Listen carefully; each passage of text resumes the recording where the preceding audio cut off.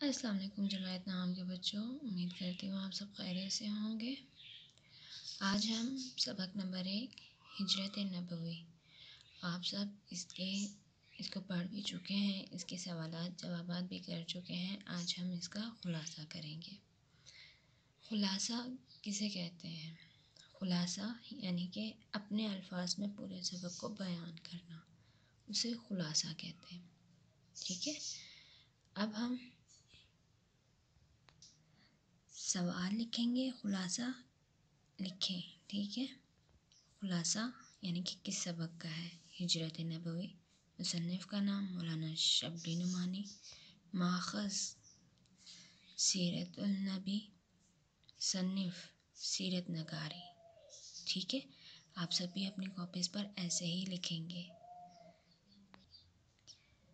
مصنف کہتے ہیں کہ جب حضور اکرم نے اہل قریش کو اسلام کی دعوت دی تو انہوں نے ظلم و ستم کی انتہا کر دی۔ اللہ نے مسلمانوں کو مدینہ کی طرف ہجرت کرنے کا حکم دیا، مگر رسول اکرم صلی اللہ علیہ وآلہ وسلم اپنے لیے اللہ تعالیٰ کے حکم کے منتظر تھے۔ نبوت کا 13واں سال شروع ہوا تو وحی الہی کے مطابق نبی اکرم صلی اللہ علیہ وآلہ وسلم نے مدینہ ہجرت کرنے کا ارادہ کیا۔ مشرکین مکہ کو جب یہ خبر ملی کہ مدینہ منورہ میں مسلمانوں کی قوت میں اضافہ ہو رہا ہے، یعنی کہ تعداد ان کی زیادہ ہو رہی ہے، تو انہوں نے مختلف تجاویز پیش کیں۔ ایک نے رائے دی کہ آپ صلی اللہ علیہ وآلہ وسلم کے ہاتھ پاؤں میں زنجیریں ڈال کر قید کر دیا جائے، تو نعوذ باللہ۔ دوسرے نے رائے دی کہ آپ صلی اللہ علیہ وآلہ وسلم کو جلا وطن کر دیا جائے۔ ابو جہل نے تجویز دی کہ تمام قبائل میں سے ایک شخص منتخب کیا جائے اور سب مل کر آپ صلی اللہ علیہ وآلہ وسلم کا خاتمہ کر دیں۔ توبہ استغفر اللہ۔ اس رائے پر سب متفق ہوئے اور شام ہوتے ہی آپ صلی اللہ علیہ وآلہ وسلم کے آستانہ مبارک کا محاصرہ کر لیا۔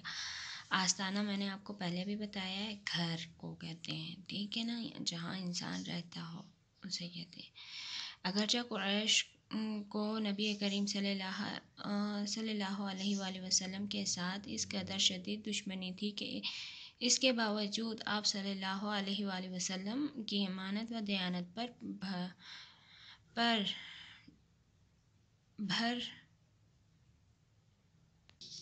بھرپور اعتماد تھا اور وہ اپنی امانتیں آپ صلی اللہ علیہ وآلہ وسلم کے پاس رکھتے تھے۔ اس وقت بھی آپ صلی اللہ علیہ وآلہ وسلم کے پاس کئی امانتیں رکھی ہوئی تھیں۔ بچوں، آپ لوگ یہاں تک پہلے کام کر لیں مکمل، اس کے بعد ہم آگے کام کریں گے۔ ٹھیک ہے، اپنا خیال رکھیے گا۔ اللہ حافظ۔